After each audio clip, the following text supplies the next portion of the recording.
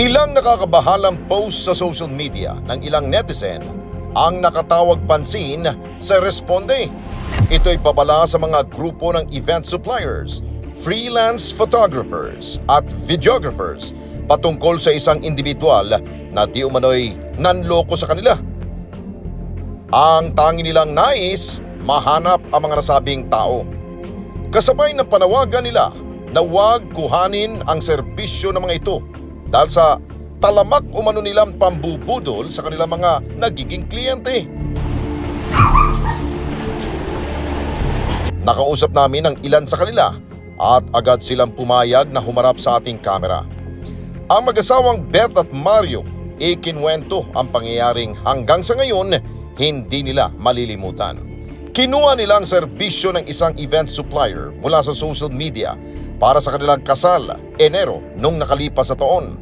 Ito ang Click and Create. Yung parang nag-contact sa kanila, nag-post ako sa isang parang events, catering, ganon. Naghanap ako ng photographer tsaka videographer para sa prenup tsaka wedding event namin. Tapos, ang dami po nag-message. Tinitingnan ko yung package, parang okay naman siya kausap.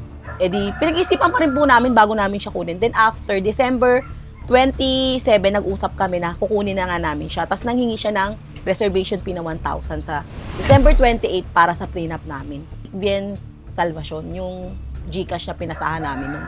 Pero ang sabi niya, under siya ng Click and Create. Nagpakilala naman siya talaga na sila yung may-ari ng page. Maayos kausap ang nagpakilalang admin na si Clint Salvacion. Pasok din sa kanilang budget ang inialok nitong pakete para sa kanilang prenup. Tapos nung day na December 28, naalala ko pa, sa wildlife pa kami nag-shoot nun eh. Nag-message siya sa akin, sabi niya, andito, ang pakilala niya kasi nakukuha na ang videographer doon is kapatid niya, si Luna. Si Luna ang sabi niyang pangalan, tapos may kasama daw na photographer which is si Vince. So kumbaga sa yung kausap talaga namin, hindi namin talaga siya na-meet. Professional at mabait ang nagpakilalang photographer at videographer na si Luna at Vince. At dahil nagalingan sa kanilang talento ang mag-asawang misteryo, agad din silang nakipag-deal na sila na rin ang kukunin sa mismong kasal nila. Sobrang ang ganda ng output. Talagang nagustuhan namin at nagbigay din kami ng tip. Maaga sila, nauna pa nga po sa amin sa reception. So yung kasal namin mga 3 p.m., 11 a.m. nandun na sila. 9 nga daddy. Mga 9, diba? Oh. Nag-chat sa akin yung may-ari ng resort, which is nag-aayos pa ng mga Sabi niya sa akin, ma'am, andito na yung photographer and video. Ay, ang aga naman nila Luna, sabi pa namin. Di mga bandang 11, tsaka po kami dumating. Ayun, nag-start na mag-shoot. Pinag-ano na yung mga abay po namin. Lahat, pati yung mga damit ko. Kaya sabi ko, grabe yung effort. Nag-e-effort talaga sila, tsaka friendly sila sa amin. So talagang wala kaming naisip talaga na lulukohin nila kami at scammer talaga sila.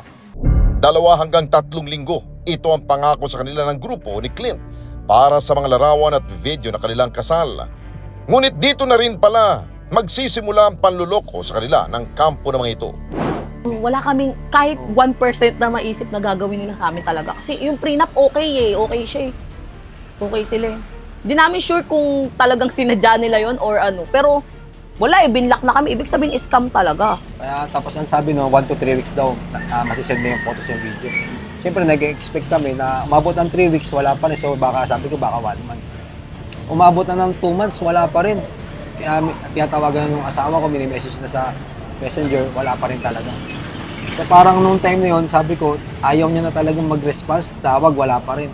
So baka ano talaga to, scammer talaga. As in, hindi na po kami pinansin. Ganun. As in, talagang yung message namin, which is hindi na nila sinisin.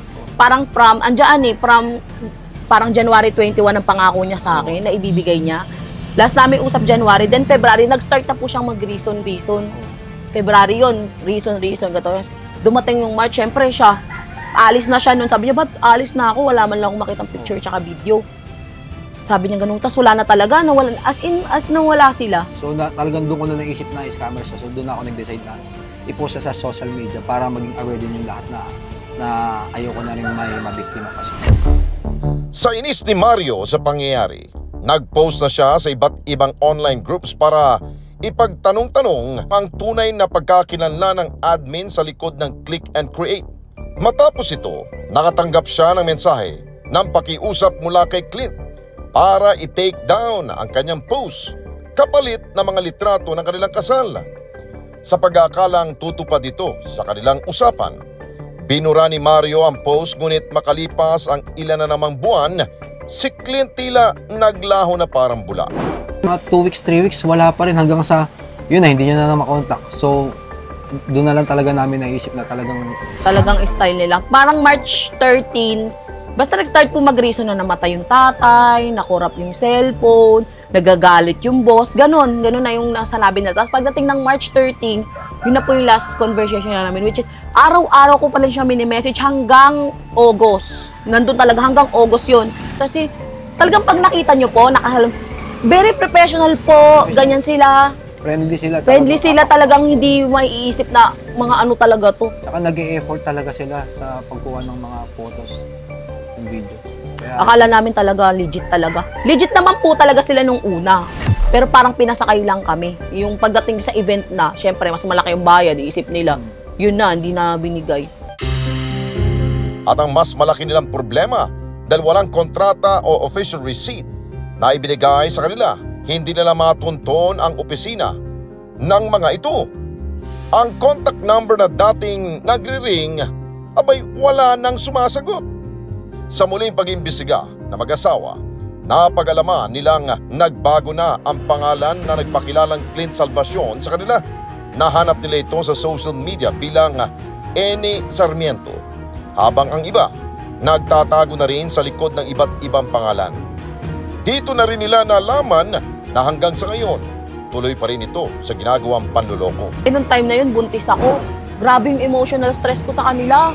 Mula March 13 hanggang August po, nakikiusap ako, tinatawagan namin yung cellphone, which is, di ba po sa cellphone, na-auto block yung number. Parang in-auto block yung number namin, which is, tutunog lang siya, pero hindi na talaga makontak. Tapos sa messenger, hindi na lang kami sinin. Wala po kami nakuha talaga. As in zero. Yung mga clip na kagaya ng meron kami na nahagip sila sa camera, galing na yun sa mga bisita namin. Wala. Nahanap nga sa amin ng mga ABM, syempre, mga ninong, mula kaming last year, nakaka-frustrate talaga. Nakakahiya as in. Kasi syempre, excited din yung mga bisita namin na makita yung mga photos and video. Pero, ayun, hanggang sa sinabi namin na na-scam kami. Nais si Mario at Beth na matuto ng leksyon ang nanloko sa kanila na si Eni Sarmiento. Kaya nagpasya silang mag-report na sa Philippine National Police Anti-Cybercrime Group para tuluyan ng matigil ang pambubudol ng mga ito.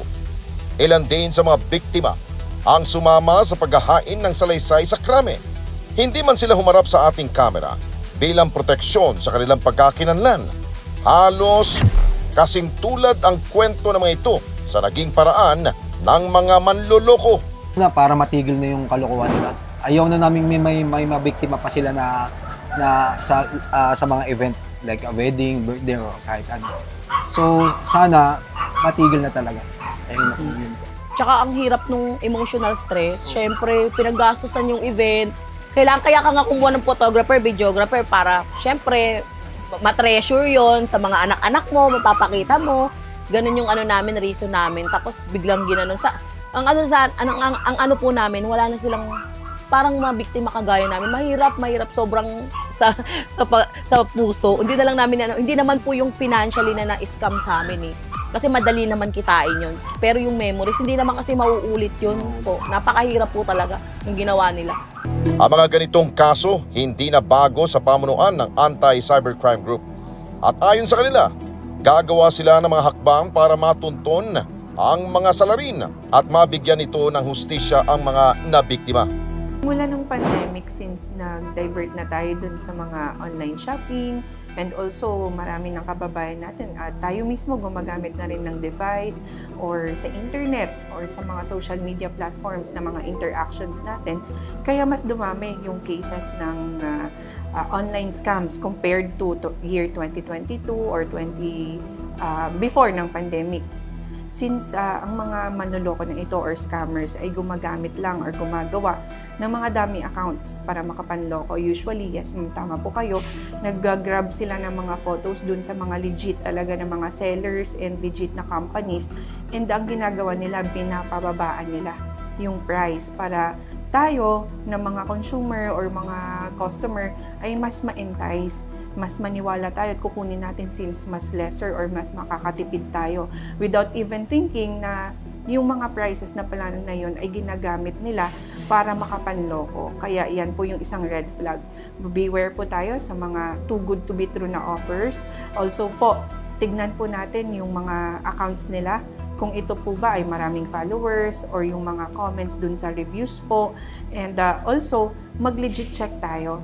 Tignan natin dun sa mga pages ng mga scammers. Baka na-post na rin po ng mga concerned citizens na scammer pala yung mga posts na ito.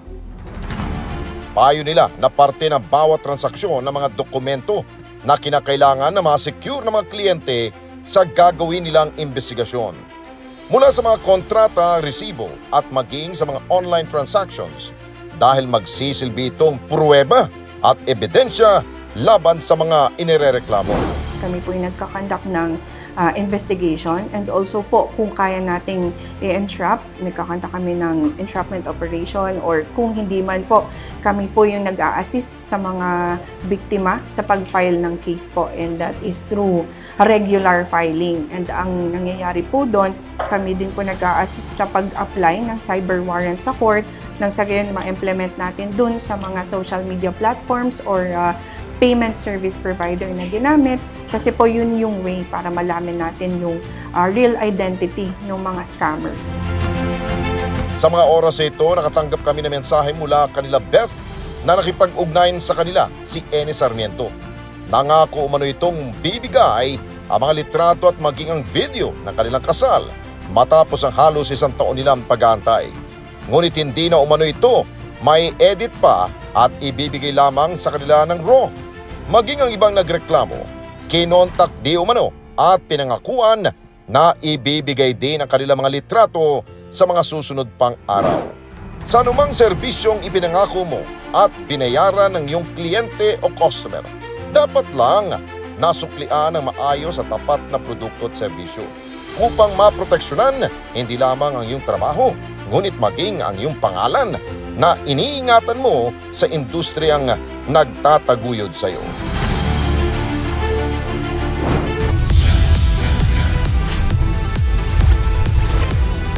Mga kababayan, salamat po sa inyong pong pagsubaybay sa Responde Mata ng Mamamayan. Para mapanood pa ang iba pa naming pagresponde sa ating mga kababayan, i-click lamang ang subscribe button o i-follow lamang ang Net25 social media pages at Net25 TV.